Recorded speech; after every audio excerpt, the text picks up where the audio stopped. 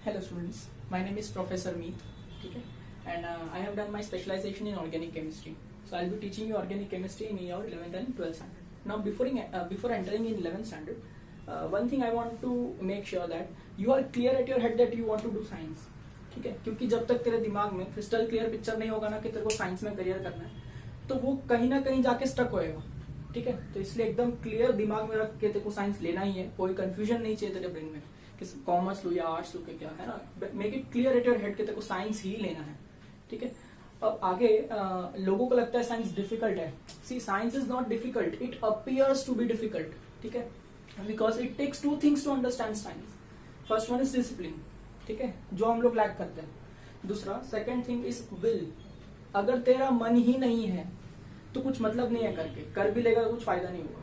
ठीक है, तो सबसे पहले मन बना और उसके बाद में डिसिप्लिन रख. ये दो चीजें होगी ना तो कोई फील्ड में तो एक्सीलेंट करने वाला है. ठीक है, तो without wasting time late us start with organic chemistry. 11th standard का ये चैप्टर नंबर 14 है. ठीक है, अब तुम सोचोगे सर डायरेक्ट 14 चैप्टर. हाँ, टेक्स्ट बुक को अलग अलग पार्ट में डिवाइड किया है सब्जेक्ट कैटेगरी वाइज. ठीक है, तो I am teaching organic chemistry, that is why 14 chapter से स्टार्ट करेंगे.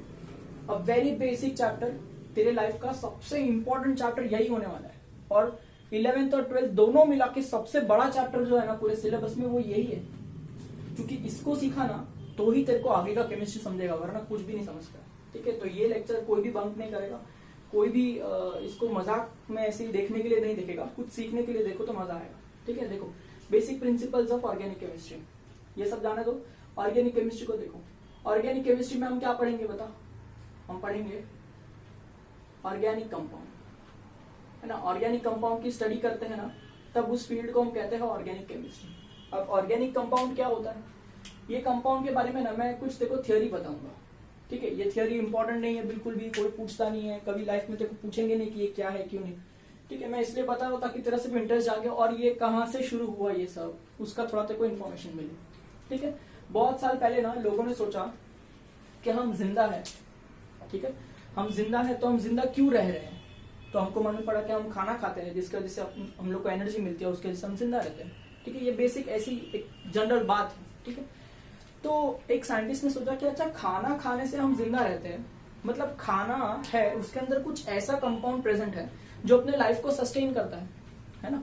और वो जो कंपाउंड है उसके अंदर ऐसी कुछ चीजें हैं जिसके वजह से अपने लाइफ के प्रोसेस चल रहे हैं. अगर हम वो नहीं खाते हैं तो लाइफ प्रोसेस रुक जाएगा. इसका मतलब उस कंपाउंड के अंदर एक मिस्टीरियस फोर्स है, एक मिस्टीरियस जादुई चीज है जो हमको जिंदा रखती है. ठीक है, तो याद रखना ऑर्गेनिक कंपाउंड ऐसा कंपाउंड होता है जो सबसे पहले नेचर से आता है. याद रखेंगे कहां से आता है? नेचर से. ठीक है, नेचर से आता है. ऑलराइट, और उसके अंदर क्या होता है? मिस्टीरियस फोर्स होता है. ठीक है, मिस्टीरियस फोर्स होता है और ये फोर्स की वजह से हम जिंदा रहते हैं. ये फोर्स हमारे लिए जरूरी है, इसलिए हम इसे कहते हैं वाइटल फोर्स. क्या कहते हैं? Vital force. Vital force that is present in natural compounds, है ना. ये सब ऑर्गेनिक केमिस्ट्री डिस्क्राइब करते हैं. तो इसको हमने नाम दे दिया वाइटल फोर्स थियोरी. क्या नाम दे दिया? Vital force theory. पर ये थोड़ा सा इलॉजिकल सेंस करता है ना कि क्या जादुई चीज, ऐसा थोड़ी ना कुछ होता है साइंस की भाषा में. तो जब साइंटिस्ट ने इसके ऊपर बात किया, डिबेट किया, है ना, बहुत सारे सेमिनार्स वगैरह हुए, तो इसका एक और मतलब भी निकलता है ना. इसका दूसरा मतलब क्या निकलता है? Organic compound are compounds that can not be prepared, that can not be prepared in laboratory. ठीक है, ऐसे कंपाउंड जिसको आप लैब में सिंथेटिकल मेथड से नहीं बना सकते. ये नेचर से ही आता है और कहां से आता है नेचर में वो हमको पता नहीं है. इस बात का दूसरा कंक्लूजन ये निकला. ठीक है, तो ये थोड़ा ज्यादा सेंसिबल लग रहा था तो इसको डिस्कार्ड कर दिया गया और इसको समझने के लिए लग गए. फिर सब लोग ने 5-6 साल ये बातों को माना. फिर एक साइंटिस्ट आया. ठीक है, वो साइंटिस्ट का नाम था वोल्हर. ठीक है, अब ये जो साइंटिस्ट था ना ये बहुत नटखट था आपकी तरह, है ना. तो ये लैब में मस्ती कर रहा था. मस्ती करते करते ना इसने एक कंपाउंड ले लिया, अमोनियम साइनेट, है ना. NH4+CnO-, it's a salt, ammonium cyanate. इसको मजा आया और इसने हीट कर दिया. जैसे ही इसने इसको हीट कर दिया ना, एक सिंथेटिक कंपाउंड, एक सिंथेटिकली कंपाउंड जनरेट हो गया, दैट इज NH2C++NH2. इस तरह का कुछ कंपाउंड जनरेट हो गया. और ये जो कंपाउंड इस पे स्टडी करने के बाद मालूम पड़ा कि ये तो यूरिया है. और आजकल के दिनों में हम यूरिया को फर्टिलाइजर की तरह यूज करते हैं, ठीक है। और स्टडी करने के बाद मालूम पड़ा सर ये तो ऑर्गेनिक कंपाउंड है, ठीक है। पर सर किसी ने तो कहा था कि ऑर्गेनिक कंपाउंड को लैब में नहीं बना सकते, है ना। पर ये जो वोल्हर अंकल है इसने तो अमोनियम साइनाइड को हीट करके लैब में ऑर्गेनिक कंपाउंड बना करके बताया। इसका मतलब ये जो थियोरी थी ऊपर वाली वाइटल फोर्स थियोरी, ये पूरी तरह से डिस्कार्ड हो गई, ठीक है। इसका मतलब ऑर्गेनिक कंपाउंड जो है नेचर में तो होते ही है, लेकिन हम उनको लैब में प्रिपेयर कर सकते हैं। आज के भाषा में यही चीज चल रही है ना। सबसे पहला कंपाउंड कौन सा बनाया गया लेबोरेटरी में? ऑर्गेनिक कंपाउंड कौन सा पहला बनाया गया लेबोरेटरी में? दैट इज यूरिया, ठीक है। बहुत सारे इंपॉर्टेंट क्वेश्चन आ जाते हैं। इसका मॉलिक्यूलर मास 60 होता है, याद रखेंगे।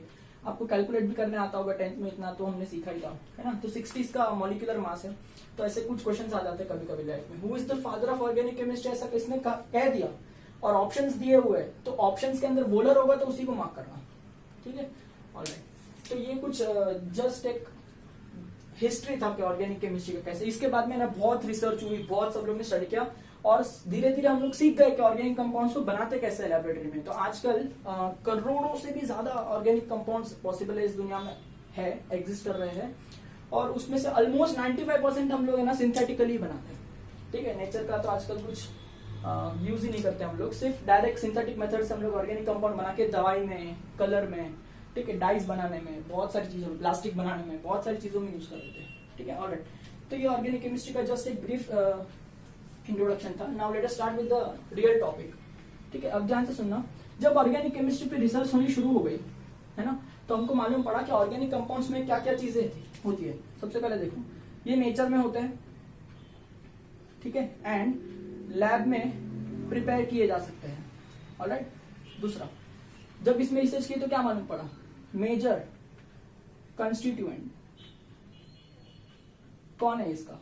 कार्बन है एंड हाइड्रोजन है, ठीक है। हर ऑर्गेनिक कंपाउंड के अंदर ज्यादा से ज्यादा कार्बन और हाइड्रोजन ही होता है। क्या सिर्फ कार्बन और हाइड्रोजन होता है? नहीं, और भी एलिमेंट्स होते हैं, लेकिन ज्यादातर कार्बन और हाइड्रोजन होता है, ठीक है, याद रहेगा। तो मैं सीधा सीधा मेन टॉपिक से स्टार्ट करता हूं, दैट इज कार्बन, ठीक है। कार्बन के बारे में जानते हैं। अभी जो कार्बन है इसका एटॉमिक नंबर 6 होता है, एटॉमिक मास नंबर 12 होता है। आप इलेक्ट्रॉनिक कॉन्फ़िगरेशन लिखेंगे इसका तो क्या आएगा? 2,4 आएगा। तो इसके आउटरमोस्ट शेल के अंदर 4 इलेक्ट्रॉन्स है, ठीक है। According to octet rule, stable होने के लिए कितने इलेक्ट्रॉन्स होने चाहिए आउटरमोस्ट शेल में? 8 इलेक्ट्रॉन्स होनी चाहिए। प्रेजेंट कितना है? 4। कमी कितने की है? 4 की। तो क्या ये किसी से 4 इलेक्ट्रॉन विड्रॉ कर सकता है क्या? नहीं, क्योंकि ऐसा कोई एलिमेंट नहीं है जो एक साथ 4 इलेक्ट्रॉन्स को डोनेट करे। क्या ये अपने 4 इलेक्ट्रॉन्स को डोनेट कर सकता है क्या? नहीं, ऑब्वियसली ये अपने 4 इलेक्ट्रॉन्स को डोनेट तो कर सकता नहीं है। तो ये जो कार्बन है इसका केस थोड़ा स्पेशल है, ठीक है। ना ये इलेक्ट्रॉन्स को डोनेट कर सकता है, ठीक है, ना ही ये इलेक्ट्रॉन्स को एक्सेप्ट कर सकता है, ठीक है। तो अब अपने आप को स्टेबल करने के लिए क्या करेगा? ठीक है, ये इलेक्ट्रॉन्स को शेयर करता है। क्या करता है? शेयर करता है। और जब इलेक्ट्रॉन्स की शेयरिंग होती है तब कोवेलेंट बॉन्ड जनरेट होता है। ये सब बेसिक तो आपको पता ही है ना, ये सब आपको 10th में आपने पढ़ा है ऑलरेडी, ठीक है। तो ये कार्बन जो है वो कोवेलेंट बॉन्ड बनाता है। Now the thing is, why carbon is present as a major constituent in all the organic compounds? क्यों कार्बन ही सबसे ज्यादा पाया गया है? क्योंकि इसके पास 2 प्रॉपर्टी है, और ये 2 प्रॉपर्टी की वजह से ही ये करोड़ों कंपाउंड्स बनाने के लायक है, ठीक है। सबसे पहली प्रॉपर्टी टेट्रावैलेंसी। इसका मतलब क्या? ये 4 बॉन्ड बनाता है। नहीं, 4 कोवैलेंट बॉन्ड बनाता है, ये करेक्ट स्टेटमेंट है। 4 कोवैलेंट बॉन्ड, ठीक है, याद रहेगा आपको, 4 कोवैलेंट बॉन्ड बनाता है। ऑलराइट, दूसरा आपको याद है कैटिनेशन जिसको कहते हैं। कैटिनेशन, ये प्रॉपर्टी की वजह से ही कार्बन की केमिस्ट्री एग्जिस्ट करती है, जिसको हम ऑर्गेनिक केमिस्ट्री कहते हैं, ठीक है। कैटिनेशन क्या है? It is property of self linking. Carbon खुद ही के साथ बॉन्ड बना सकता है और कितनी भी बड़ी चेन बना सकता है। जैसे आपने कभी ऐसा लाइफ में सुना है क्या कि हाइड्रोजन है वो ये हाइड्रोजन से कनेक्ट हो गया, वो और हाइड्रोजन से कनेक्ट हो गया, ये कनेक्ट होते ही गया। ऐसा होता है क्या? कभी नहीं होता, क्योंकि हाइड्रोजन 2 बॉन्ड बना ही नहीं सकता, करेक्ट। तो ये गलत हो गया। तो आपने कभी ऐसा सुना है कि कॉपर है, कॉपर ने कॉपर के साथ बॉन्ड बनाते गया? ऐसा होता ही नहीं है, ठीक है। ये जो प्रॉपर्टी है खुद ही के साथ बॉन्ड बनाने की, ये सिर्फ और सिर्फ कार्बन के अंदर है, ठीक है। जैसे सिर्फ आगे स्टडी करेंगे हायर लेवल पे आपको पता चलेगा कि कार्बन के जैसा एक और एलिमेंट है उसी के नीचे पीरियोडिक टेबल में, दैट इज सिलिकॉन। ऐसी सेम प्रॉपर्टी यानी कैटिनेशन प्रॉपर्टी सिलिकॉन के भी पास में, लेकिन सिलिकॉन का कैटिनेशन का टेंडेंसी थोड़ा सा कम है एज कम्पेयर टू कार्बन, ठीक है। तो मैक्सिमम आजकल कैटिनेशन का टेंडेंसी किसके पास में है, कार्बन के पास में ही है, ठीक है। तो ये दो चीजों की वजह से ऑर्गेनिक केमिस्ट्री जनरेट हो गई, ऐसा मैं बोल सकता हूँ, ठीक है। तो आई होप आप यहाँ तक आपको समझ में आ पा रहा होगा थोड़ा बहुत, ठीक है। अभी आपको ऑब्वियसली ये पता है, जैसे अगर मैं आपसे बात करूँ मीथेन, ये सब बेसिक चीजें आपको पता है, ठीक है। मीथेन की बात करूँ तो मीथेन का फॉर्मूला क्या होता है, CH4, ये आपने 10th में पढ़ा है सबने। इसका स्ट्रक्चर कैसे होता है, आपको बीच में कार्बन लिखना चाहिए, करेक्ट है कि नहीं। अब कार्बन के आउटर मोस्ट शेल में 4 इलेक्ट्रॉन है, तो कार्बन के इलेक्ट्रॉन्स को मैं डॉट से रिप्रेजेंट करता हूँ, सब 10th में पढ़ा है, हम जस्ट ब्रशिंग इट अप, ठीक है। फिर अपने 4 हाइड्रोजन को रखना चाहिए कि नहीं, 1 hydrogen, 2 hydrogen, 3 hydrogen, 4 hydrogen. I show electrons of hydrogen by cross, तो this is cross cross cross cross, तो इसे डॉट एंड क्रॉस स्ट्रक्चर कहते हैं, which is given by Lewis, ठीक है। डॉट एंड क्रॉस, 2 इलेक्ट्रॉन मिलकर के एक कोवेलेंट बॉन्ड बनाता है, that is the biggest statement, ठीक है। याद रखना कोवेलेंट बॉन्ड कैसे बनता है, it is nothing but pair of electron, ठीक है। This is most important thing, एक इलेक्ट्रॉन का पेयर मिलके एक कोवेलेंट बॉन्ड बनाता है, एक पेयर इलेक्ट्रॉन के अंदर 2 इलेक्ट्रॉन होते हैं, याद रहेगा, ऑलराइट, ठीक है। तो इस तरह से दूसरा बॉन्ड, ये तीसरा बॉन्ड, ये चौथा बॉन्ड। तो कार्बन के देखो 4 इलेक्ट्रॉन खुद के थे, 4 हाइड्रोजन क्या है, तो ऑक्टेट कंप्लीट हो गया। हाइड्रोजन का देखो एक खुद का था, एक कार्बन ने दिया, तो डुप्लेट कंप्लीट हो गया, डुप्लेट कंप्लीट हो गया, डुप्लेट कंप्लीट हो गया, डुप्लेट कंप्लीट हो गया। तो इस तरह से कंपाउंड्स बनते ही चले जाएंगे, आगे इसके बारे में और भी स्टडी हम लोग करेंगे, ठीक है। What I want you all to understand is, ये covalent bond pair of electron होता है, करेक्ट है, और एक पेयर के अंदर 2 इलेक्ट्रॉन होते हैं, और कोवेलेंट बॉन्ड के 2 टाइप होते हैं, याद रखना, ठीक है। आप बॉन्डिंग के बारे में और भी डिटेल में पढ़ेंगे 11th स्टैंडर्ड के दूसरे चैप्टर्स में, बट अभी के लिए मैं आपको जो नॉलेज देना चाहता हूँ वही है कि कोवेलेंट बॉन्ड को मैं ऐसा पढ़ता हूँ कि एक बॉन्ड होता है सिग्मा बॉन्ड और एक बॉन्ड होता है पाई बॉन्ड, ठीक है। Do remember it very carefully and I hope you are making notes, notes बनाओ, अगर आप लिखोगे नहीं ना तो नहीं समझेगा, ठीक है। ध्यान से सुन, कोवेलेंट बॉन्ड में क्या होता है, सिग्मा बॉन्ड होता है और पाई बॉन्ड होता है। सिग्मा बॉन्ड कैसा बॉन्ड होता है बेटा, स्ट्रॉन्ग बॉन्ड होता है, याद रखना। और जो पाई बॉन्ड होता है कैसा होता है, वीक बॉन्ड होता है ना, क्लियर। अब ध्यान से सुनो, फर्स्ट बॉन्ड बिटवीन 2 एटम्स, ध्यान से सुन, first bond between 2 atoms is always going to be sigma bond, है ना। First bond between 2 atoms is always going to be sigma bond. Rest all bonds are pi bonds. उसके अलावा जितने भी bond है सारे के सारे पाई बॉन्ड है, ये याद रखेंगे, ठीक है। स्ट्रॉन्ग कौन होता है, सिग्मा, वीक कौन होता है, पाई। अगर मैं ब्रेक करूं बॉन्ड को, क्योंकि केमिस्ट्री में क्या होता है, बॉन्ड्स को ब्रेक करना पड़ता है, तभी जाके नए बॉन्ड्स फॉर्म होते हैं, तब जाके नया सब्सटेंस प्रोड्यूस होता है, ठीक है। तो ये सब मैं धीरे धीरे आऊंगा डिटेल में, पर आपको अगर मैं पूछूं कॉमन सेंस से कि चलो मेरे को ब्रेक करना है बॉन्ड को, बताओ क्या सिग्मा बॉन्ड आसानी से टूटेगा या पाई बॉन्ड, आप बोलेंगे pi bond because it is weak bond, clear है यहाँ तक। पर सर मैं बॉन्ड को ब्रेक कैसे करूँ, हाथ में लेके ब्रेक कर दूं क्या, ऐसा होता है क्या कभी, नहीं। ब्रेक करने के लिए क्या चाहिए, आपको समझना चाहिए कि जो बॉन्ड है वो क्या होता है। बॉन्ड बेटा एक nothing but force of attraction होता है। बॉन्ड क्या होता है, एक फोर्स ऑफ अट्रैक्शन होता है। 2 एटम्स के बीच में जब फोर्स ऑफ अट्रैक्शन होता है तो वो बंध जाते हैं एक पर्टिकुलर रेडियस पे, ठीक है, जिसी को हम क्या बोलते हैं, बॉन्ड। अब ये जो बंध गए हैं इसके अलग अलग टाइप है, या तो ये इलेक्ट्रॉन ट्रांसफर करके बन सकते हैं, या तो ट्रांसफर का मतलब क्या होता है, या तो डोनेट करके या तो एक्सेप्ट करके, ठीक है, या तो ये इलेक्ट्रॉन्स को शेयर करके बन सकते हैं। अगर डोनेट या एक्सेप्ट करके बने तो हम उनका आयोनिक बॉन्ड बोलते हैं, जिसमें आयन यानी चार्ज इन्वॉल्व हो जाता है। लेकिन जब शेयर करके बनते हैं तो इन्हें हम बोलते हैं कोवेलेंट बॉन्ड, इनके अंदर कोई भी चार्ज इन्वॉल्व होता नहीं है। क्या आप यहाँ पर मीथेन में कार्बन और हाइड्रोजन पे कोई चार्ज देख पा रहे हैं क्या, नहीं। लेकिन अगर आप NaCl देखेंगे, है ना, Na अपना इलेक्ट्रॉन Cl को डोनेट करता है, ये सब पुरानी बात आपको पता है। तो Na प्लस होता है, Cl माइनस होता है, इसमें चार्जेस इन्वॉल्व है, पर कोवेलेंट कंपाउंड्स में चार्जेस इन्वॉल्व होते नहीं है, क्लियर। तो ये जो फोर्स ऑफ अट्रैक्शन है ये अपने अंदर एक एनर्जी को स्टोर करके रखता है, याद रखना। फोर्स ऑफ अट्रैक्शन अंदर क्या स्टोर करके रखता है, एनर्जी। तो अगर आपको बॉन्ड ब्रेक करना है ना, यानी 2 एटम्स के बीच में फोर्स ऑफ अट्रैक्शन को ब्रेक करना है ना, यानी आपके उनके बीच में जो एनर्जी है उसको ब्रेक करना है, तो आपको अप्लाई करना पड़ेगा more amount of energy as compare to this one, ठीक है। जैसे मैं अगर आपको एग्जांपल से बताऊं, ए के पास अपना इलेक्ट्रॉन है, बी के पास अपना इलेक्ट्रॉन है, इसने बॉन्ड बना लिया। क्या ए और बी के बीच में ये पहला बॉन्ड है, हाँ। जो पहला बॉन्ड होता है वो सिग्मा बॉन्ड होता है, तो इसे मैं कहूंगा सिग्मा बॉन्ड। समझ पाए बात को। जब ये बॉन्ड बना होगा तो अपने बीच में फोर्स ऑफ अट्रैक्शन होगा, तो उनके बीच में एक एनर्जी होगी, उसकी वैल्यू समझ लेते हैं कि 40 किलो जूल पर मोल है, एक यूनिट है एनर्जी का, ठीक है, 40 किलो जूल पर मोल। अगर बच्चा तेरे को ये बॉन्ड को ब्रेक करना है तो तू बता मेरे को, तू उसको कितना एनर्जी प्रोवाइड करेगा? क्या तू इसको 35 किलो जूल का एनर्जी प्रोवाइड करेगा तो ये बॉन्ड ब्रेक होगा क्या? नहीं होगा।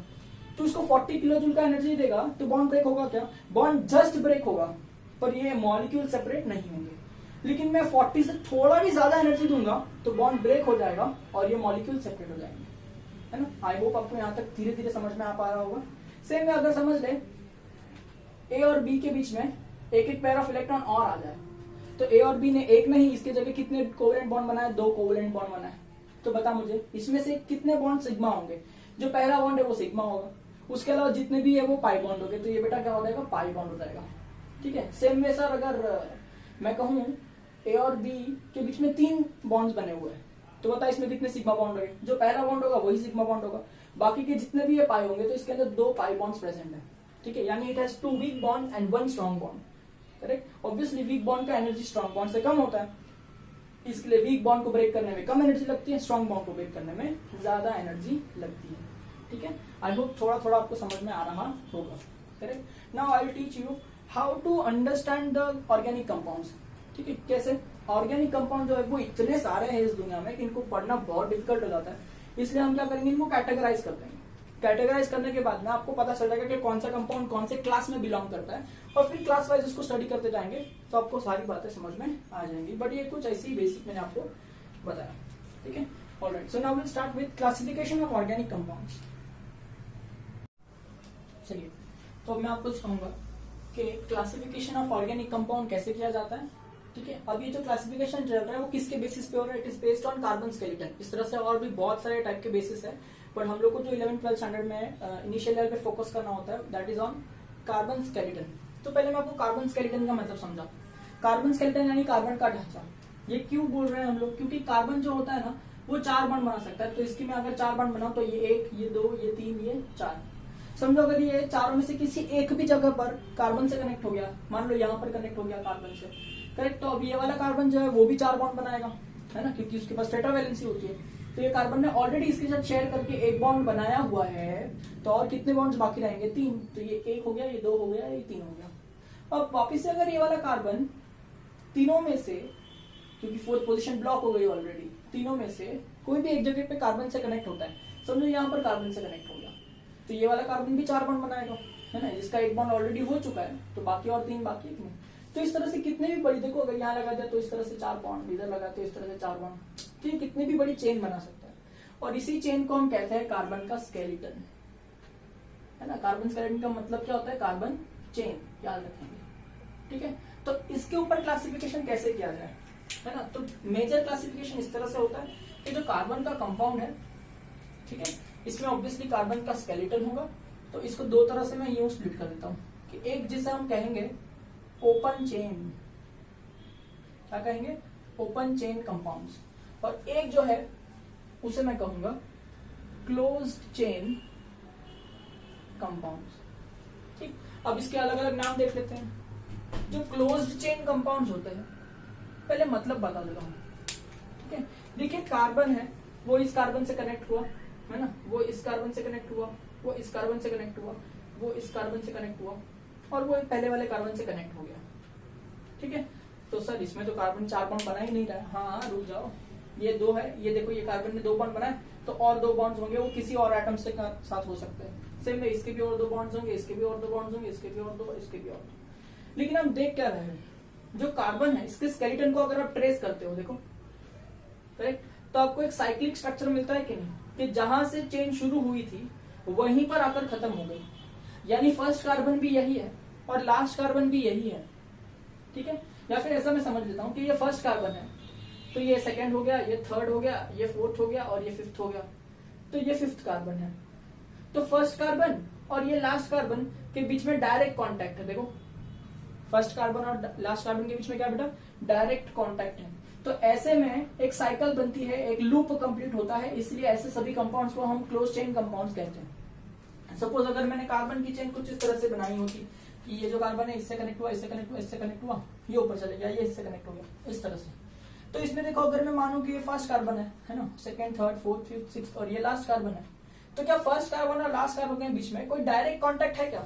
कांटेक्ट है, पर डायरेक्ट कांटेक्ट नहीं है। ठीक है, जब डायरेक्ट कांटेक्ट नहीं है तो इसे हम लूप में कंप्लीट नहीं कर सकते, इसलिए इसे हम क्या कहेंगे बेटा? ओपन चेन कहेंगे। तो इस तरह से ओपन चेन कंपाउंड और क्लोज चेन कंपाउंड, ये दो बड़ी टाइप हमने डिस्कस करी। ठीक है, और तो ये जो क्लोज चेन कंपाउंड है, इसे और क्या नाम दिया जाए? इसे ऐसा भी कहा जाता है कि ये जो है वो साइक्लिक कंपाउंड है, क्योंकि साइकिल कंप्लीट होती है, साइक्लिक कंपाउंड। तो सर साइक्लिक का ऑपोजिट क्या होता है? उसे कहेंगे असाइक्लिक कंपाउंड्स। क्या कहेंगे? Acyclic compounds. ठीक है, तो इसका एक और नाम निकल जाता है।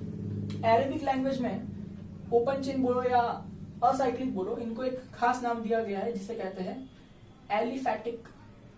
क्या कहा गया है? एलिफैटिक। और ये बहुत फेमस है, सब लोग मोस्टली ओपन चेन नहीं बोलते, मोस्टली सब लोग एलिफैटिक ही कहते हैं। ठीक है, तो एलिफैटिक कहेंगे। और ये जो है, इन्हें हम लोग रिंग कंपाउंड ऐसा भी कहा जाता है, क्योंकि रिंग से कंप्लीट होती है, ऐसे समझा जा सकता है।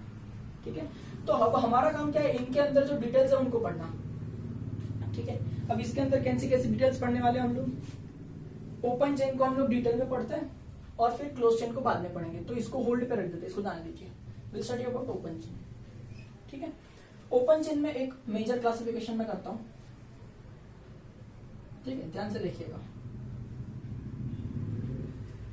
एक ओपन चेन का टाइप होता है जिसे हम कहते हैं सैचुरेटेड कंपाउंड्स।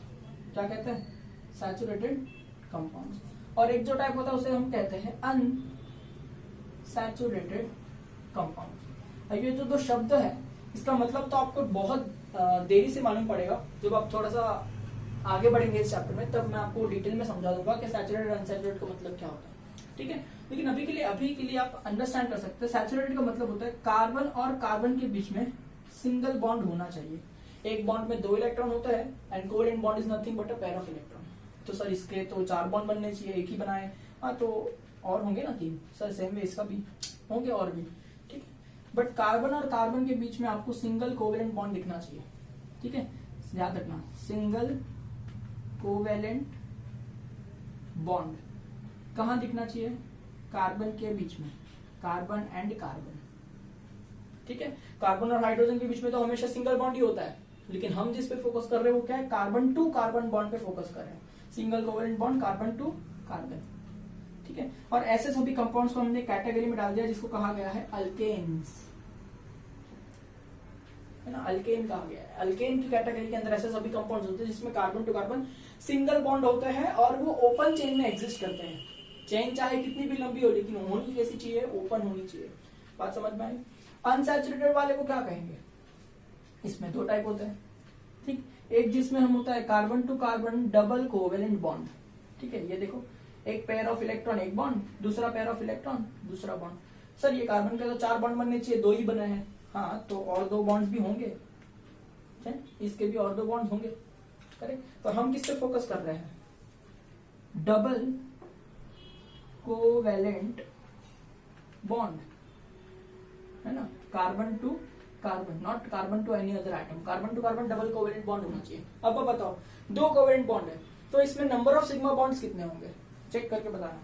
ठीक है, अब ध्यान से सुनना, मैं पूछूंगा नंबर ऑफ सिग्मा बॉन्ड्स कितने हैं इस कार्बन में? नंबर ऑफ सिग्मा बॉन्ड्स कितने हैं इस कार्बन में? तो कैसे सोचना है? इस कार्बन को समझो, यहाँ पर ए कनेक्टेड है, यहाँ पे बी कनेक्टेड है और यहाँ पर ये कार्बन कनेक्टेड है। ठीक है, अब इसके बारे में सोचते कैसे हैं? इंडिविजुअली चेक करो। कार्बन जब इस कार्बन से कनेक्टेड है, करेक्ट है, तो कितने बॉन्ड से कनेक्टेड है? 2 बॉन्ड से कनेक्टेड है। तो जब 2 बॉन्ड से कनेक्टेड है तो पहला बॉन्ड बना होगा वो सिग्मा होगा और दूसरा बॉन्ड बना होगा वो पाई होगा। ठीक, alright.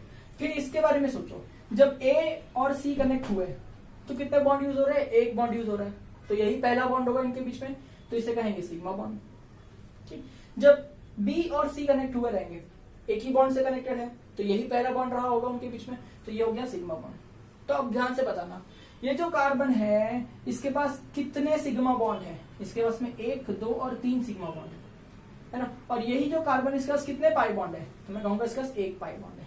Similarly it goes for the another carbon atom, है ना? कितने बॉन्ड्स प्रेजेंट है वो कार्बन के हैं, वो हमेशा 4 ही होने वाले, पर वो जो एटम से कनेक्टेड है उसमें वो पहला बॉन्ड बना रहा है, दूसरा बॉन्ड बना रहा है कि कौन सा बॉन्ड बना रहा है, that will decide the sigma bond and pi bond.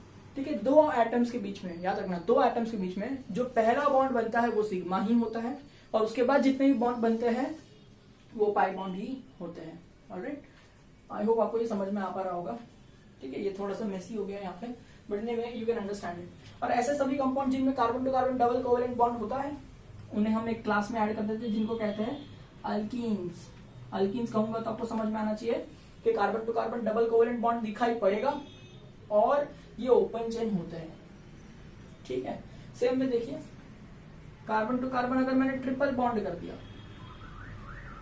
सही है, ट्रिपल बॉन्ड कर दिया, तो इन्हें हम कहेंगे triple covalent bond carbon to carbon, है ना। और इनके क्लास को हम कह देंगे अल्काइंस। क्या कह देंगे? अल्काइंस। ठीक है, अल्काइंस कहूंगा तो समझ जाना कार्बन टू कार्बन क्या है, ट्रिपल बॉन्ड है। अब फिर से मैं आपसे वही क्वेश्चन पूछता हूँ, ठीक है, चलो बताओ इस कार्बन के पास में कितने सिग्मा बॉन्ड है? करेक्ट, इस कार्बन के पास में क्या क्या है? एक ये कार्बन कनेक्टेड है और मान लो इधर कोई दूसरा एलिमेंट कनेक्टेड है ए, कोई भी, तो अब चेक करेंगे ये कार्बन और ये कार्बन के बीच में there are how many bonds? 3 bonds. जब 3 बॉन्ड होंगे तो जो पहला बॉन्ड बना होगा वही सिग्मा बॉन्ड होगा, बाकी के 2 जो है वो कैसे होंगे? पाई बॉन्ड होंगे। जब ये सी और ए कनेक्ट हुए रहेंगे, है ना, तो पहला बॉन्ड बनेगा वही सिग्मा बॉन्ड है और एक ही बॉन्ड प्रेजेंट है तो वही पहला बॉन्ड होगा, तो ये भी क्या हो गया? सिग्मा बॉन्ड है। तो ये जो कार्बन है इसके पास में 2 सिग्मा बॉन्ड है और 2 पाई बॉन्ड है। Same goes for another carbon atom. ठीक है, तो आई होप आपको हल्का हल्का समझ में आ पा रहा होगा।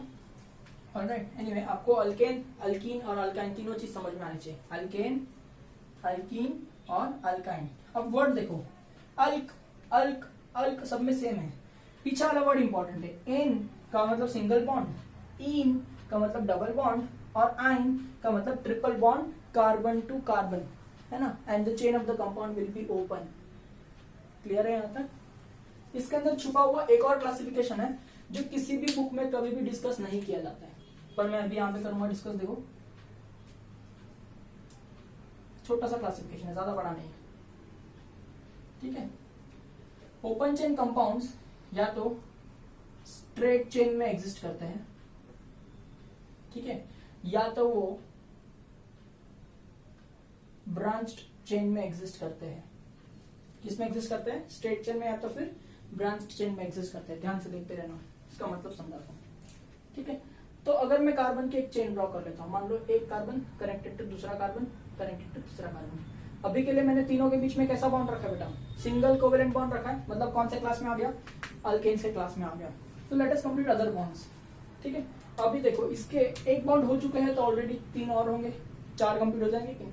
सेम भी ये जो कार्बन, इसके 2 बॉन्ड्स हो चुके हैं तो 2 और एग्जिस्ट करेंगे। सेम वे इसका 1 हो चुका है तो 3 और एग्जिस्ट करेंगे, इस तरह से। ठीक है, अब ध्यान से सुनना, ये जो चेन है अगर मैं किसी एक साइड से अपने फिंगर रखूं और उसको इस चेन के अक्रॉस मूव करूं, है ना, इस तरह से, तो क्या मुझे कोई डाइवर्जन मिल रहा है? या ऐसा कोई पॉइंट आ रहा है जहां पे मुझे सोचना पड़े कि हाँ अभी मुझे ऊपर जाना चाहिए या नीचे जाना चाहिए या लेफ्ट जाना चाहिए या राइट जाना चाहिए? ऐसा कोई डाइवर्जन आ रहा है क्या आपके लाइफ में? नहीं आ रहा है। देखिए, तो इसे कहते हैं स्ट्रेट चेन। रुको रुको रुको, भागो मत, गाड़ी मत करो। अगर मैंने एक कार्बन आखिरी वाले कार्बन के यहां रख दिया, ठीक, तो इसके चेक करो, एक बॉन्ड ऑलरेडी बन चुका है तो और 3 बॉन्ड बन रहे होंगे। ठीक है, इस तरह से। अब चेक करो, अब यहां से स्टार्ट करो, move your finger across it. देखिए, इधर आने के बाद में आप रुकेंगे और फिर आपको सोचना पड़ेगा कि कहां जाऊं। सोचना पड़ेगा क्या? नहीं सोचना पड़ेगा, आपको मालूम है आगे कोई रास्ता है ही नहीं, क्योंकि आपको सिर्फ कार्बन टू कार्बन मूव करना होता है। ठीक है, तो आपको यहीं जाना पड़ेगा। इसका मतलब क्या बेटा? यहाँ पर हाइड्रोजन होगा, ऐसा समझो। ठीक है, तो जब आप कार्बन टू कार्बन मूव करेंगे तो आप यहाँ पे आके सोचेंगे नहीं कि मुझे इधर जाना है या इधर जाना है, आपको कार्बन टू कार्बन मूव करना है, आपको ऊपर ही जाना पड़ेगा। ठीक है, मतलब देयर इज नो डाइवर्जन, ये कंटिन्यूअस है। समझ में आ रहा है? ठीक है, सेम वे अगर समझो यहां पर मैंने वो कार्बन नहीं लगाया होता, समझो यहां लगाया होता, ठीक, तो ये देखिए, ये जो है एक बॉन्ड ऑलरेडी बना चुका है, 2 और ये 3 और ये 4 बॉन्ड और बनाएगा। ठीक, अब आप जब यहां से मूव कर रहे हैं, कार्बन टू कार्बन मूव कर रहे हैं, तो जैसे ही मूव करेंगे you have to stop here, इधर रुकना पड़ेगा, क्योंकि इधर आने के बाद तेरे पास 2 पॉसिबिलिटी है, या तो तू इधर जा सकता है ये कार्बन पे, या तो तू नीचे आ सकता है। मतलब यहाँ पर डाइवर्जन आ गया बेटा। क्या आ गया? डाइवर्जन। और जब भी डाइवर्जन एग्जिस्ट करता है तो चेन ब्रांच हो जाती है, याद रखेंगे। जब भी क्या बेटा डाइवर्जन एग्जिस्ट करता है चेन कैसी हो जाएगी, ब्रांच हो जाएगी। ठीक है, ये तो जस्ट एक तरीका था कि मैं तेरे को बता सकूं कि किस तरह से हम लोग स्ट्रेट चेन और ब्रांच चेन को समझते हैं। ठीक है, थोड़े एक दो एग्जांपल और फिर मैं तेरे को टेक्निकली सिखाऊंगा कि इसको कैसे डिस्टिंग्विश करते हैं। ठीक है, टेक्निकल लैंग्वेज में सिखाता हूँ। पहले ये थोड़ा देख लें, carbon connected to carbon connected to carbon, मैं कुछ इस तरह से लिख रहा हूँ। ठीक है, इस तरह से मैंने कोई कार्बन की चेन लिखी है। ठीक है, अभी तू मान ले कि जितने भी बॉन्ड्स बाकी होंगे मैं बता नहीं रहा हूँ, जैसे इसके 3 बाकी, इसके 2, इसके 2, इसके 2, है ना, इस तरह से बहुत सारे बॉन्ड्स बाकी होंगे, पर मैं बता नहीं रहा हूँ। ठीक है, तू सिर्फ कार्बन टू कार्बन मूव कर, देख यहाँ पे आ गया, यहाँ क्या तेरे को सोचना पड़ रहा है कहाँ जाना है, नहीं, you have to go here only because it is carbon. Same में देखो इधर कहीं भी मेरे को सोचना नहीं पड़ रहा है कि मेरे को ऊपर जाना चाहिए नीचे जाना है ना, इट इज कंटिन्यूअस। ठीक है, भले वो ऐसा ऐसा ऐसा दिख रहा है अपने को, एक लाइन में नहीं दिख रहा है। ठीक है, but the chain is continuous. Straight का मतलब होता है कंटिन्यूअस चेन, समझा। लेकिन चल मैंने एक कार्बन इधर रख दिया, ठीक है, हाँ तो ऑब्वियसली इसका एक बॉन्ड होगा, इसके और 3 बॉन्ड सबके होंगे, बट मैं बाकी बॉन्ड्स नहीं बता रहा, I am only considering carbon to carbon bonds. ठीक है, चल शुरू हो जाए, यहाँ से स्टार्ट कर। जैसे ही तू यहाँ पे यू हैव टू अप्रोच, इधर रुकना पड़ेगा तेरे को। क्यों? इधर से तू ऊपर की तरफ भी जा सकता है, इधर से तू नीचे की तरफ जा सकता है, मतलब यहाँ आ गया बेटा डाइवर्जन आ गया। डाइवर्जन आ गया तो चेन कैसी हो जाएगी, ब्रांच हो जाएगी। ठीक है, तो आई होप तेरे को ये समझ में आ पा रहा होगा। अभी टेक्निकल टर्म में सिखाता हूँ कि स्ट्रेट चेन और ब्रांच चेन क्या होती है। वर्ड समझ, अगर मैं कहूँ टर्मिनल, तो इससे तेरे को क्या समझ में आता है? टर्मिनल, टर्मिनल का मतलब होता है एक्सट्रीम। ठीक है, तो मैं अगर कहूँ टर्मिनल कार्बन तो तेरे को समझ में आएगा एक्सट्रीम कार्बन। करेक्ट, देख ये कार्बन की चेन है। ठीक है, इसमें बता टर्मिनल कार्बन क्या है, यानी एक्सट्रीम कार्बन क्या है, यानी ऐसे कार्बन जहां पर चेन या तो शुरू होगी या तो खत्म होगी। तो ऑब्वियसली यहां से या तो चेन शुरू होगी या तो खत्म होगी, या तो यहां से चेन शुरू होगी या तो खत्म होगी, यहाँ बीच में से थोड़ी कुछ हो सकता है। इस कंपाउंड के अंदर बात कर रहा हूँ। ठीक है, तो ये जो दोनों कार्बन है ना, इसको मैं कहूंगा टर्मिनल कार्बन। क्या कह दूंगा मैं? टर्मिनल कार्बन कह दूंगा। ठीक है, और इनके अलावा जो भी है यानी बीच में है ना, इन्हें हम क्या कहते हैं? नॉन टर्मिनल, है ना, एंटी यानी क्या? Non terminal. ऑलराइट, तो याद रखना अगर मैं कहूं नॉन टर्मिनल तो इसका मतलब होता है इन बिटवीन, है ना, इन बिटवीन वाले कार्बन एटम्स। अगर अब मेरे को कार्बन चेन एक्सटेंड करना है, क्या करना है? कार्बन चेन एक्सटेंड करना है, तो तू कार्बन के ऊपर कार्बन प्लेस करके चेन को एक्सटेंड करेगा। पर तू कौन से कार्बन के ऊपर कार्बन रख के चेन एक्सटेंड करेगा? There is only 2 possibility, you can extend the chain from terminal carbon और you can extend the chain from non-terminal carbon. Correct? The thing is, if you extend the chain on terminal carbons anywhere, correct? It is always going to be straight chain. Why? तूने यहाँ पे carbon यहाँ पे बढ़ा दिया। अब फिर से सोच, who is the terminal carbon? तेरे को आंसर आएगा ये टर्मिनल है, पर अब ये टर्मिनल नहीं है, ये अपना टर्मिनल का वैल्यू है ना वो खो दिया है। अब ये वाला जो है वो टर्मिनल बन गया है, समझा कि नहीं? टर्मिनल पे कार्बन बढ़ाएगा ना तो जो बढ़ने वाला कार्बन है वही टर्मिनल बन जाता है। ठीक है, तो देख तेरे को कोई भी डाइवर्जन नहीं आने वाला है। करेक्ट, सपोज अगर ये टर्मिनल है और तूने सपोज यहाँ पर कार्बन बढ़ा दिया होता तो अब ये टर्मिनल नहीं होता, अब ये नया टर्मिनल बन जाता, तो भी देख तेरे को कोई डाइवर्जन आने वाला है क्या? नहीं। डाइवर्जन तब आता है जब तू कार्बन को कहाँ इंक्रीज करता है? नॉन टर्मिनल पे इंक्रीज करता है, तब वो ब्रांच बनता है। नहीं यकीन होता है तो देख, अगर मैंने कार्बन का चेन लिखा यूं 4 कार्बन का, ठीक है, अब ये 4 कार्बन का चेन है, इसमें बता तू टर्मिनल कार्बन कौन सा है? तू बोलेगा सर ये वाला एक टर्मिनल कार्बन है, ये वाला एक टर्मिनल कार्बन है, और ये जो बीच में है ये कौन है? नॉन टर्मिनल कार्बन है। चल extend the chain on non terminal carbon atom, suppose यहाँ पर मैंने एक कार्बन लगा दिया, तो तू जब ऐसा करता है तो ये वाला जो है वो क्या बना? क्या उस पर चेन शुरू या खत्म हो सकता है? हाँ, तो इसका मतलब ये टर्मिनल तूने जनरेट किया फिर से। ठीक है, अब तू ध्यान से देख, अभी तू चेन का क्रॉस मूव कर, जैसे तू चेन का क्रॉस मूव करेगा ना तो नॉन टर्मिनल पे तेरे को रुकना पड़ेगा, क्योंकि तेरे पास 2 डायरेक्शन पॉसिबल है, किधर है किधर। करेक्ट, तो जब भी तू कार्बन एटम को इंक्रीज करता है नॉन टर्मिनल पे, तब तब ब्रांच जनरेट होता है। याद रखना, ब्रांच कब जनरेट होता है? Increment of carbon on non terminal. ठीक है, और स्ट्रेट चेन कब जनरेट होता है? जब increment of carbon is on terminal. ठीक है, कहने का मतलब क्या है, स्ट्रेट का सिंपल मतलब होता है कंटिन्यूअस चेन। ठीक, और ब्रांच का कहने का मतलब क्या होता है, ये भी चेन कंटिन्यूअस ही होता है लेकिन it has divergence. Correct. I hope आप बुक में अच्छे से बना रहे होंगे, मैप आप लिख पा रहे होंगे, समझ पा रहे होंगे। क्लियर। तो अब मैं धीरे धीरे डेफिनेशंस पे आ जाऊंगा कि definition of open chain compound क्या होता है।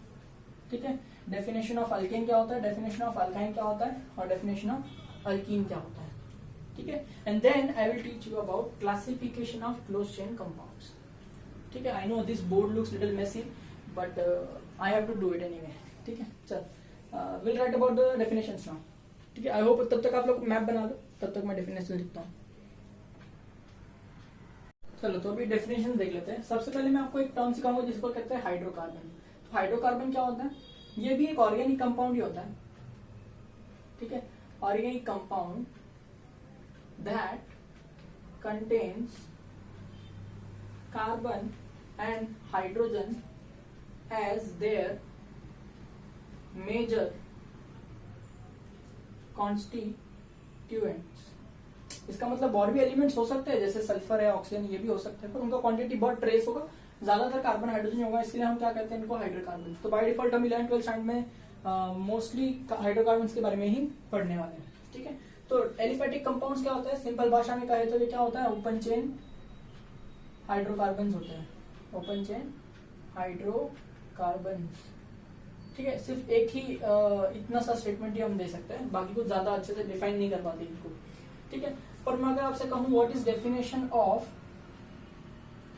अल्केन, ऐसा मैं आपसे कहूं, ठीक है, तो आप बोल सकते हैं क्या क्या अल्केन एक हाइड्रोकार्बन है। हाँ। क्या अल्केन ऑर्गेनिक कंपाउंड है, ऑब्वियसली। ठीक है, क्या अल्केन एक एलिफेटिक कंपाउंड है। हाँ। तो कैसे डिफाइन करेंगे अल्केन को। ठीक है, अल्केन क्या होता है, इट इज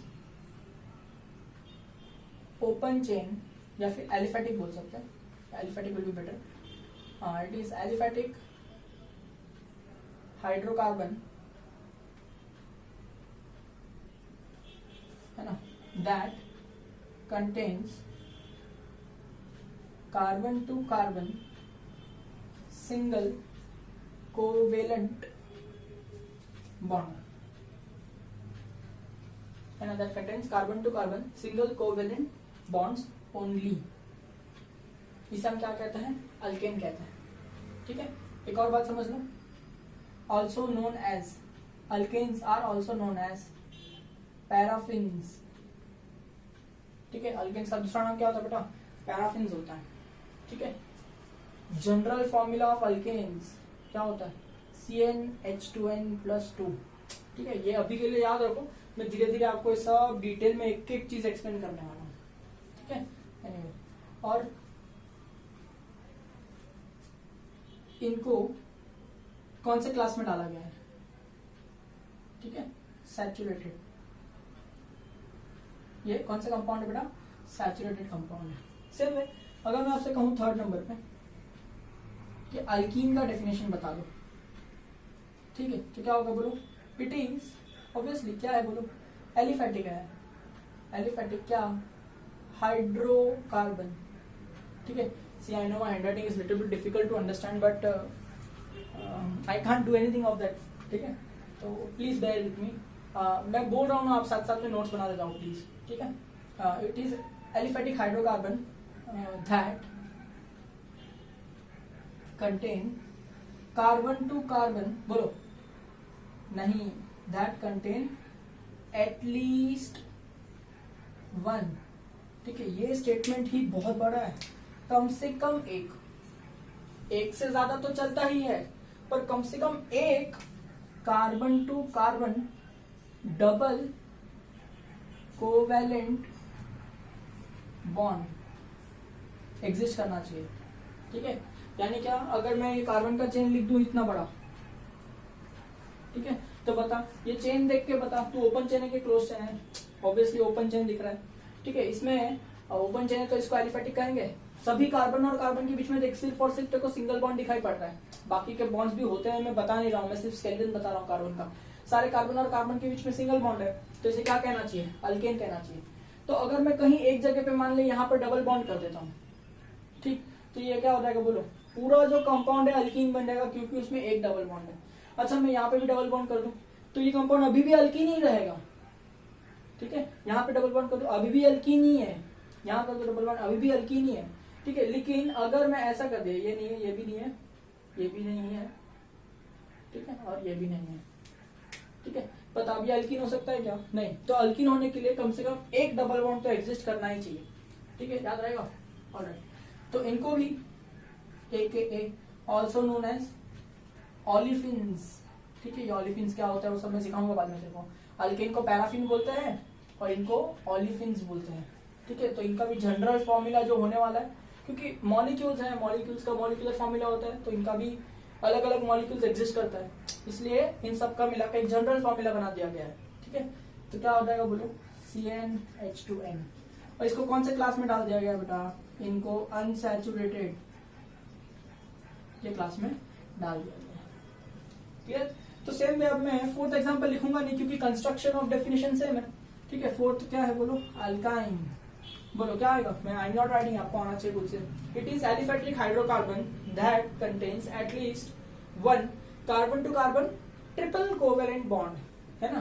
तो मैं ये लिख देता हूं कि ऑल्सो नोन एज, अल्काइंस का दूसरा नाम होता है एसिटिलीन्स, क्या होता है, एसिटिलीन्स, ठीक है। ऑल्सो इनका जनरल फॉर्मूला क्या हो जाएगा, CnH2n-2, ये सब पढ़ा है आपने टेक्स्ट में ऑलरेडी, मेरे को मालूम, ठीक है। इस तरह से तो ये ट्रिपल बॉन्ड कर दिया तो ये क्या बन जाएगा, अल्काइन। आई होप आपको यहाँ तक समझ में आ पा रहा होगा definitions and everything. Please right and practice, ठीक है, क्योंकि डेफिनेशंस के मार्क्स होने वाले हैं। तो इस तरह से हम लोग ने अल्केन अल्कीन अल्काइन को देख लिया। Alright, state chain branch chain का डेफिनेशन अभी हम लोग को लिखने की कोई जरूरत नहीं है, it is just to be understood, ठीक है। So now let us start with the classification of close chain compounds, ठीक है। मैं आपको पहले मैप सिखाता हूँ, फिर हम लोग उसी तरह से उसका डेफिनेशन भी अंडरस्टैंड करेंगे। ऑलराइट,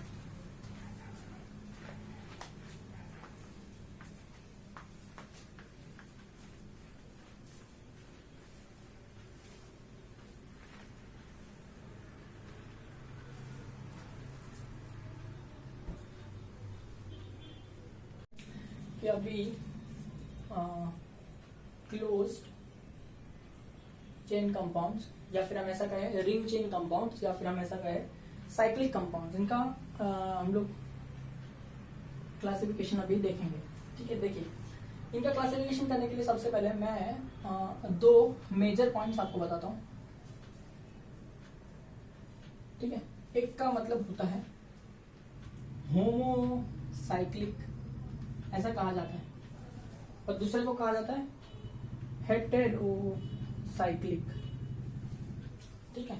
तो सबसे पहले मैं आपको साइक्लिक चेन का एग्जांपल बता देता हूँ, ठीक है, कि साइक्लिक चेन क्या होती है। देखिए, ये कार्बन की मैंने कोई साइक्लिक चेन बना दी, ये कोई भी ज्योमेट्रिकल शेप में आप बना सकते हैं, पेंटागन, हेक्सागन, इस तरह से, ठीक है। आप सर्कल कैसे भी बता सकते हैं, बस फर्स्ट कार्बन और लास्ट कार्बन जो है वो कनेक्टेड होना चाहिए, तभी वो चेन क्या हो जाएगी, क्लोज। तो मान लेते हैं एक एग्जांपल मैं ले लेता हूँ, इस तरह से कुछ एग्जांपल लिया है, ठीक है। देखिए, हेक्सागोनल शेप में लिया है, कार्बन के 4 बॉन्ड होता है, 2 हो चुके हैं, 2 और है, इसके भी 2 और बाकी है, इसके भी 2 और है, इसके भी 2 और है, इसके भी 2 और है, इसके भी 2 और है। यहाँ पर क्या हो रहा है, जो कार्बन का स्केलेटन है उसको ट्रेस करो, देखो इस तरह से उसका स्केलेटन है, करेक्ट। तो ये जिसके वजह से स्केलेटन बना है उसे कहते हैं मेंबर। तो ये देखो, ये फर्स्ट मेंबर है, second member, third member, fourth member, fifth member, sixth member, ठीक है। आप क्लॉकवाइज गिनो या एंटी क्लॉकवाइज गिनो, ये जो मेंबर्स है उसको मैंने सर्कल कर लिया है। अब ये जो मेंबर्स है सिर्फ और सिर्फ कार्बन है, मेंबर्स है वो कौन होने चाहिए, सिर्फ और सिर्फ कार्बन एटम होने चाहिए। ऐसे टाइप के चेन को हम कहते हैं होमोसाइक्लिक या फिर कार्बोसाइक्लिक, याद रखना, होमोसाइक्लिक या फिर क्या कहेंगे, कार्बोसाइक्लिक कहेंगे। यानी जो साइकिल है वो पूरी की पूरी कार्बन की बनी होनी चाहिए। कभी कभार कैसा होता है, चेन तो होती है पर उसके अंदर ना ऑक्सीजन से कनेक्शन हो जाता है, या तो नाइट्रोजन से कनेक्ट हो जाता है, या तो सल्फर भी हो सकता है, ऐसे और भी एलिमेंट्स हो सकते हैं जिनके थ्रू ये चेन कनेक्टेड हो। अगर कार्बन का स्केलेटन है, ठीक है, लेकिन उस साइकिल के अंदर एक ऐसा एलिमेंट भी है जो कार्बन नहीं है, कोई और एलिमेंट है, तो इन्हें हम कहते हैं डिफरेंट एलिमेंट। डिफरेंट का मतलब होता है हेटेरो, जैसे मैं कहूंगा हेटेरो एटम, ठीक है। तो कार्बन स्केलेटन में अगर हेटेरो एटम प्रेजेंट है तो उन्हें क्या कहेंगे, हेटेरोसाइक्लिक एलिमेंट्स कहेंगे। क्या कहेंगे उन्हें, हेटेरोसाइक्लिक एलिमेंट्स। मैं डेफिनेशन तो आपको बाद में दिखा दूंगा, बट अब मतलब समझ लो। होमोसाइक्लिक के अंदर पूरा चेन कार्बन का बना होगा, हेटेरोसाइक्लिक के अंदर चेन कार्बन का बना होगा, लेकिन कहीं ना कहीं पूरे चेन में एक मेंबर तो अलग होगा। अलग होगा यानी ऑक्सीजन हो सकता है, नाइट्रोजन हो सकता है, सल्फर हो सकता है, फॉस्फोर हो सकता है, इस तरह से कुछ। ठीक है, ऑलराइट, कोई बात नहीं। अभी आगे बढ़ते हैं। अब पहले इसके बारे में बात करते हैं, कार्बोसाइक्लिक के बारे में। इसके अंदर जो आगे क्लासिफिकेशन होने वाला है वो कुछ इस तरह से होगा।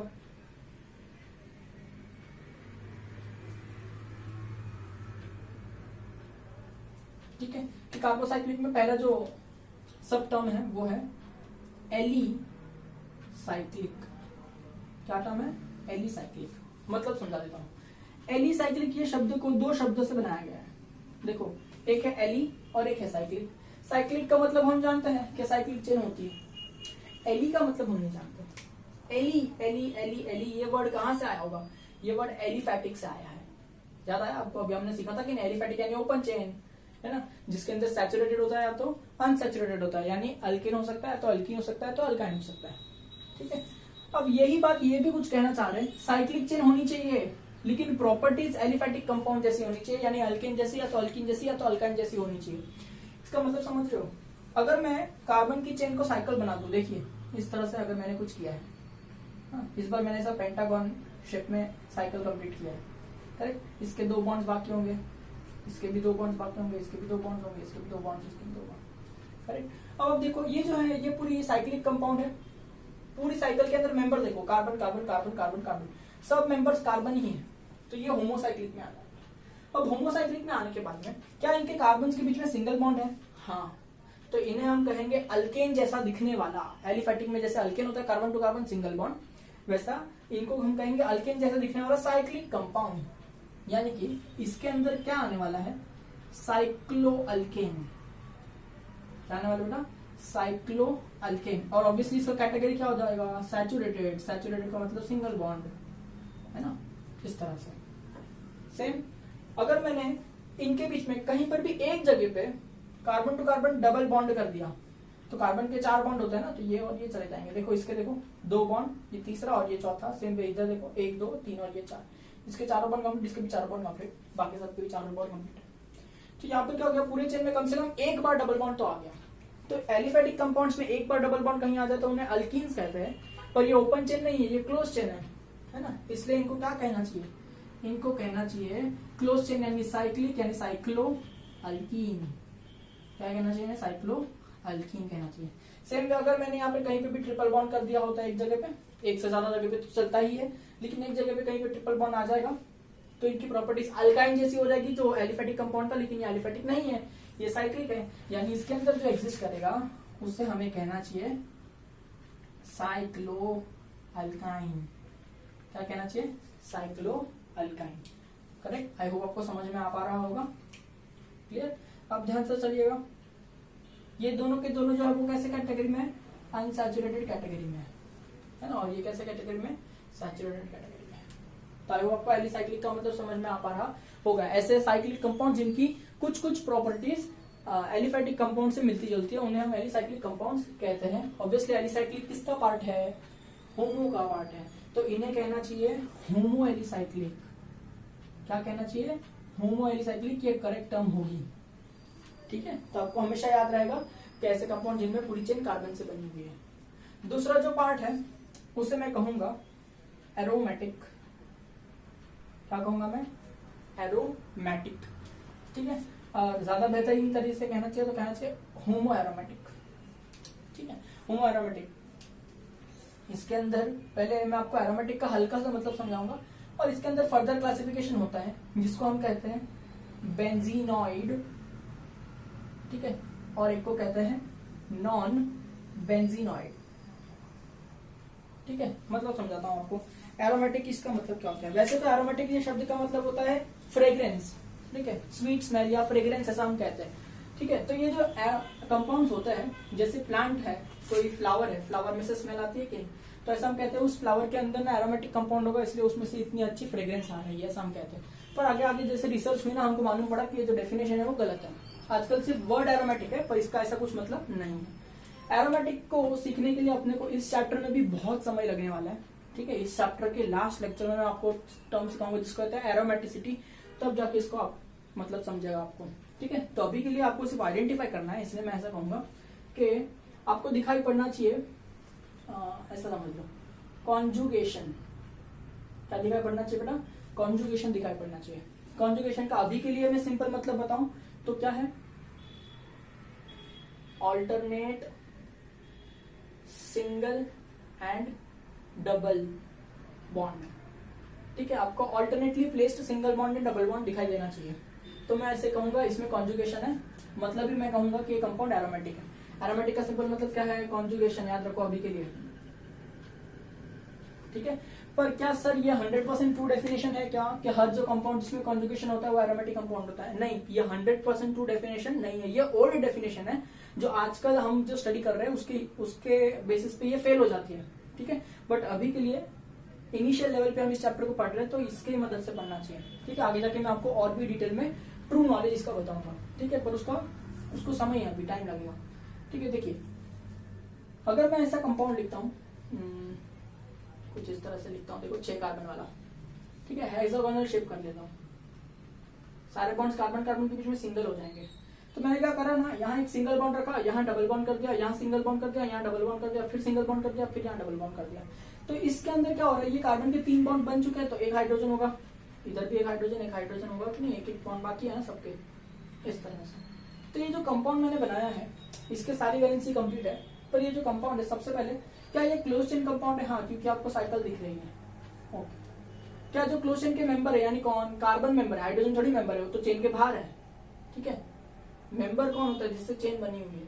सारे के सारे मेंबर कार्बन है, इसलिए मैं क्या कहूंगा? होमोसाइक्लिक कहूंगा, तो फिर क्या कहूंगा? कार्बोसाइक्लिक कहूंगा, ठीक है।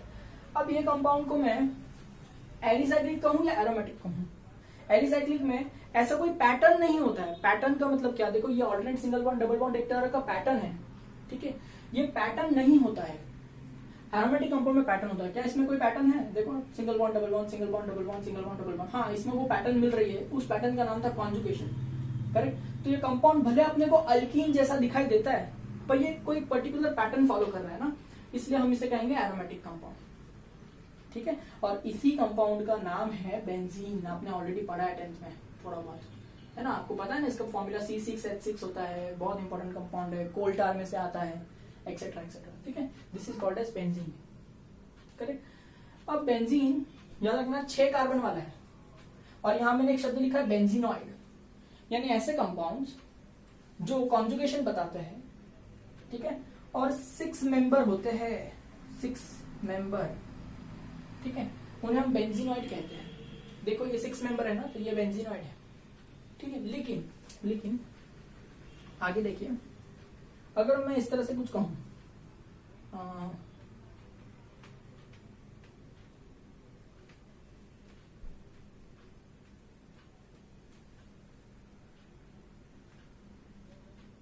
इस तरह से मैंने कोई कंपाउंड रखा है, देखो यहाँ H है, यहाँ H है, यहाँ H है, यहाँ डबल बॉन्ड O कर देता हूँ, क्या फर्क पड़ता है, H है, यहाँ H है, इस तरह से मैंने कोई कंपाउंड लिखा है, ठीक है। तब पहचानो ये क्या कंपाउंड है, जस्ट ट्राई टू अंडरस्टैंड।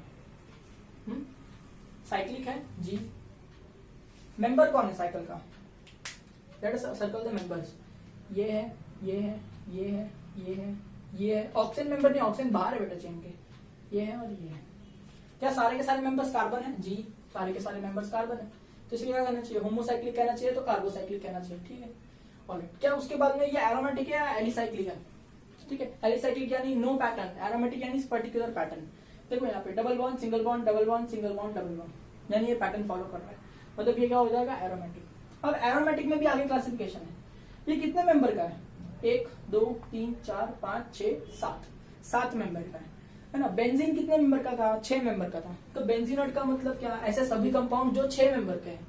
ये 6 मेंबर का है क्या? नहीं, तो ये बेंजीन से मिलता जुलता नहीं है, इसलिए मैं इसे क्या कहूंगा? Non benzenoid. नॉन बेंजीनॉइड मतलब नॉन 6 मेंबर, याद रहेगा क्या आपको? Non 6 member. अभी मैं आपको कंफ्यूज करने के लिए एक एग्जांपल और देता हूं, ठीक है। देखिए ध्यान से देखना, बहुत ब्यूटीफुल एग्जांपल है, ठीक है। देखिए इस तरह से बताऊं,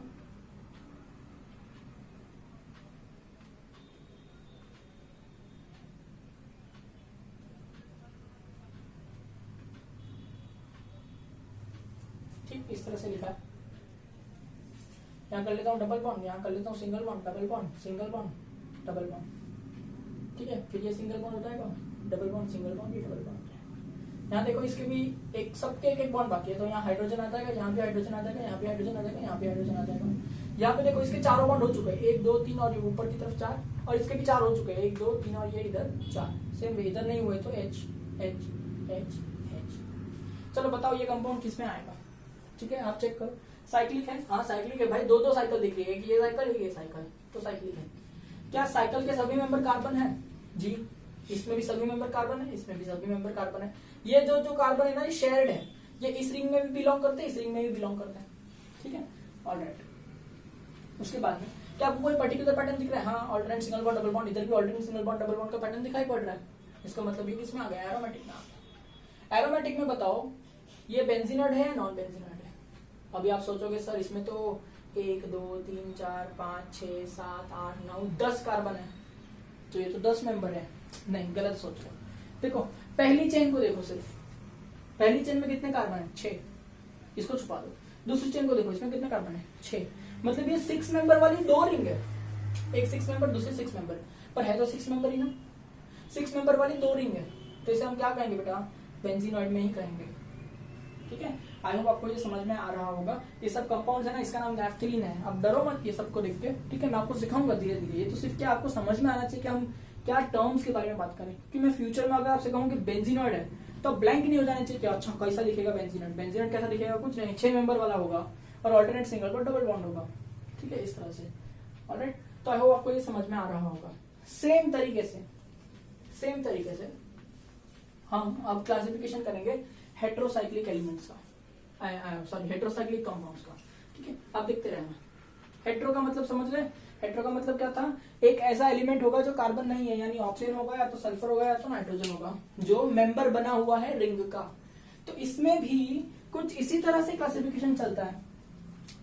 कैसे? इसके अंदर भी ऐसा होगा, हेटेरो एलिसाइक्लिक। ठीक है, इसमें देखो होमो एलिसाइक्लिक है, तो इसमें हेटेरो एलिसाइक्लिक होगा। इधर क्या होगा? इसमें होमो एरोमेटिक है, तो इसमें क्या होगा? Hetero aromatic. करेक्ट है कि नहीं?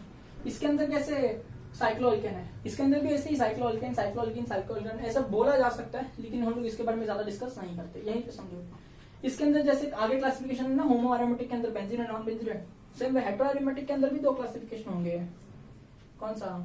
Benzenoid and non benzenoid. ठीक है, तो अब क्या करूंगा, मैं आपको एक कंपाउंड दूंगा, आपको पहचानना है कि पूरे चार्ट में वो कहां पर आएगा। ठीक है, वो कंपाउंड में आ देता हूं, देखिए ध्यान से देखते रहना।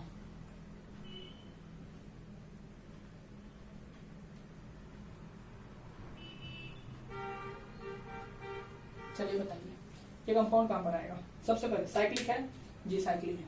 साइकिल के मेंबर चेक करो, ये मेंबर है, ये भी मेंबर है, ये भी मेंबर है, ये भी मेंबर है। I mean carbon is member, hydrogen is not the member, hydrogen is away from the ring. ठीक है, और ये मेंबर है oxygen.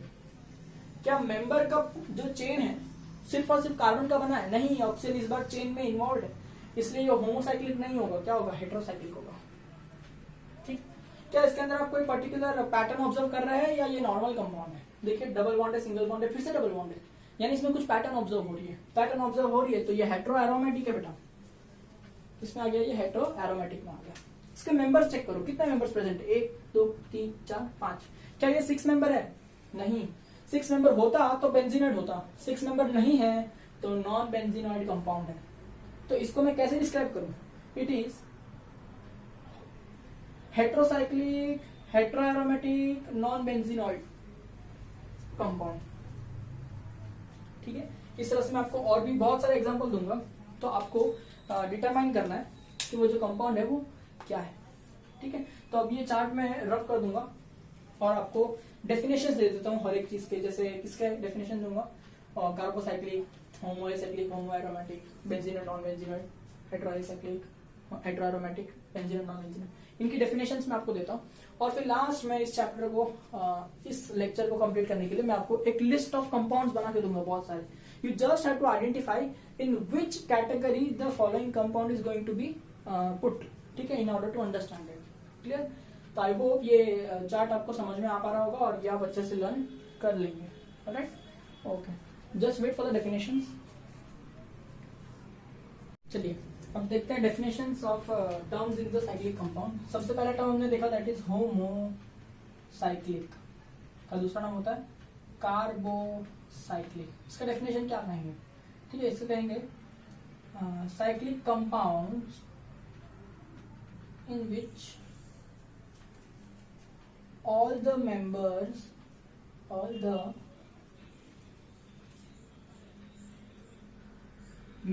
of cycle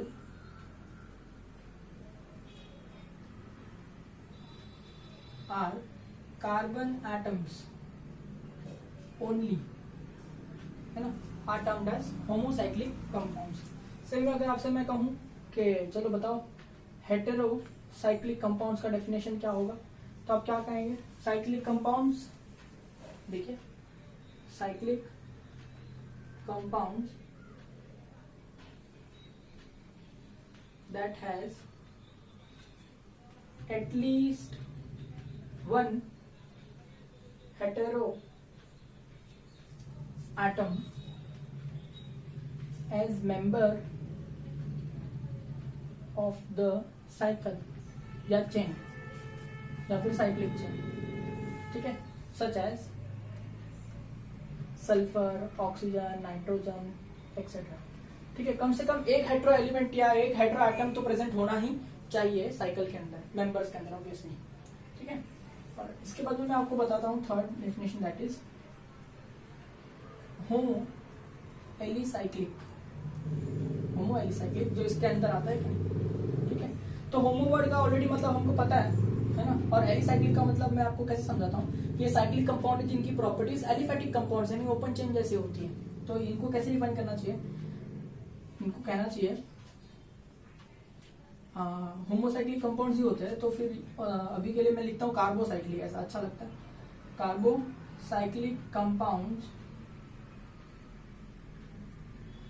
whose properties are similar to that of aliphatic compounds. ठीक है, ऐसे कार्बोसाइक्लिक कंपाउंड जिनकी property aliphatic compound के सिमिलर होती है उन्हें होमोसाइक्लिक कंपाउंड्स कहा जाता है. ठीक है, इस तरह से आप heterocyclic compound, hetero alicyclic compounds का भी डेफिनेशन दे सकते हैं. ठीक है, हेट्रो एलिसाइक्लिक कंपाउंड्स क्या होते हैं? They are heterocyclic compounds whose property belong is similar to that of aliphatic compounds. तो वो मैं नहीं लिख रहा हूँ, वो आप खुद से लिख सकते हैं. ठीक है, ऑलराइट. फोर्थ डेफिनेशन मैं आपको बताता हूँ that is homo aromatic. Homo aromatic का डेफिनेशन क्या होगा? ठीक है, देखिए carbocyclic compounds that resemble like benzene in their benzene in some of their properties. ठीक है, ऐसे साइक्लिक कंपाउंड जो बेंजीन की तरह अपनी प्रॉपर्टी बताते हैं उन्हें होमो एरोमेटिक कंपाउंड कहा जाता है. सेम अगर आपसे मैं कहूँ हेटेरो एरोमेटिक कंपाउंड बताओ, तो आप कहेंगे कि हेट्रोसाइक्लिक कंपाउंड जिनकी प्रॉपर्टी बेंजीन की तरह रिजेंबल करती है उन्हें हेट्रोसाइक्लिक कंपाउंड कहेंगे. तो उनका डेफिनेशन भी सिमिलर ही आएगा. जैसे इसमें हम लोग कार्बोसाइक्लिक शब्द का यूज कर रहे हैं क्योंकि होमो वर्ड लिखा हुआ है, वैसे अगर हेटेरो एरोमेटिक लिखा होता तो हम हेट्रोसाइक्लिक कंपाउंड बोलते हैं. हाँ क्या ना, तो उस तरह से उसका भी डेफिनेशन आप लिख सकते हैं. तो I am not writing it again क्योंकि बहुत सिंपल है ना, आप खुद से थोड़ा ट्राई करेंगे तो आपको ज्यादा प्रैक्टिस मिलेगा राइटिंग का. ठीक है, ऑलराइट. इसके अंदर एक और टर्म हमने पढ़ा था जिसका नाम था बेंजीनॉइड. बेंजीनॉइड टर्म हेट्रो में भी था, होमो में भी था. तो सिंपल सी बात, अगर मैं कहूं बेंजीनॉइड तो मतलब क्या होता है? Compound whose structural representation is like benzene. ठीक है, या फिर सकते 6 मेंबर ठीक है। ऐसे कंपाउंड जिनका स्ट्रक्चरल रिप्रेजेंटेशन यानी जिनका स्ट्रक्चर 6 मेंबर होता है या बेंजीन जैसा होता है, उन्हें बेंजीनॉइड कहते हैं। और जिनका बेंजीन जैसा नहीं होता है यानी 6 मेंबर से कम होता है, 6 मेंबर से ज्यादा होता है, तो उन्हें हम नॉन बेंजीनॉइड कहते हैं। Really simple definition, you can complete it later. ठीक है, तो इस तरह से आपको डिफाइन करने आ जाएगा। एक बात याद रखना, ये जो मैं एरोमेटिक का डेफिनेशन लिख रहा हूँ ना, एक्चुअली डेफिनेशन नहीं है, ये डिस्क्रिप्शन है। डेफिनेशन तो आपको बहुत लेट मालूम पड़ेगा। ठीक है, ये सिर्फ एक डिस्क्रिप्शन है कि ऐसे कंपाउंड जो बेंजीन की तरह रिजेंबल करते हैं ना, उन सभी को हम क्या कहते हैं, होमो एरोमेटिक कंपाउंड करते हैं। अगर होमोसाइक्लिक है तो, हेट्रोसाइक्लिक है तो हेट्रो एरोमेटिक कंपाउंड कहेंगे। ठीक है, तो आई होप ये समझ में आ पा रहा होगा। अब मैं आपको लिस्ट दूंगा कंपाउंड्स की, ठीक है, जिसमें आपको पहचानना है कि कौन सा कंपाउंड कौन से कैटेगरी में आता है। और एक दो में सॉल्व करके भी बता दूंगा आपको, ताकि आपको कोई कंफ्यूजन ना रहे। ठीक है, ओके। चलो बच्चों, अब ये कुछ 9-10 कंपाउंड मैंने आपके सामने रखे हुए हैं। ठीक है, इस कंपाउंड में अपने को पहचानना है कि कौन सा कंपाउंड कौन से कैटेगरी में आता है। वैसे मैं सोच रहा था कि आज फर्स्ट लेक्चर है तो ये मैं ही सॉल्व करके बताता हूँ, कोई होमवर्क नहीं देता हूँ आप लोग को। ठीक है, हाँ, पर आपको ये सब नोट्स में कॉपी करना है। नोट्स बनाना बहुत कंपलसरी है। ऑर्गेनिक केमिस्ट्री में अगर आप नोट्स बना के नहीं पढ़ेंगे ना, आपको आज सब याद रहेगा क्योंकि है बहुत ईजी, लेकिन दूसरे तीसरे दिन सब भूल जाएंगे। ठीक है, तो नोट्स बनाना बहुत कंपलसरी है। ठीक है, मैं डिक्टेट कर देता हूँ कि कौन सा क्या कैसे करेंगे, आप खुद से नोट्स में बना के आप नोट डाउन कर लीजिए। ठीक है, देखिए पहला कंपाउंड देखिए, क्या ये ओपन चेन कंपाउंड है। आपको सिर्फ कार्बन देखना है, हाँ 2 ही कार्बन है। ठीक है, ओपन चेन कंपाउंड है। ओपन चेन कंपाउंड में तो एलिफेटिक कंपाउंड कहेंगे कि नहीं। अब एलिफेटिक कंपाउंड के अंदर आगे क्या होता है, सैचुरेटेड होता है या तो अनसैचुरेटेड होता है। कार्बन टू कार्बन कौन सा बॉन्ड दिखाई पड़ रहा है, सिंगल बॉन्ड दिखाई पड़ रहा है, तो क्या हो जाएगा सैचुरेटेड। और सैचुरेटेड को हम क्या कहते हैं, अल्केन कहते हैं। तो कौन सी कैटेगरी में आ गया बोलो, ये आ गया एलिफेटिक, और उसमें क्या आ गया बेटा, अल्केन, और ये क्या हो गया, सैचुरेटेड हो गया। ठीक है, इस कंपाउंड का नाम भी होता है, हर कंपाउंड का नाम भी है, पर मैं अभी आपको नहीं बता रहा हूँ। आप लोग को पता भी होगा कि इसको इथेन बोलते हैं। ठीक है, पर मैं अभी आपको नाम वगैरह नहीं सिखाऊंगा। मैं एक पर्टिकुलर पैटर्न में सीरीज बना रहा हूँ। ठीक है, तो जिसके थ्रू आपको क्या है कि कोई डाउट आए ही नहीं ऑर्गेनिक केमिस्ट्री में, और आता है तो आप मेरे को बिंदास पूछ सकते हैं कभी भी। ठीक है, व्हाट्सएप का, लेकिन फोन नहीं करने का। देखो सेकेंड वाला देखिए, ये देखो ओपन चेन कंपाउंड है।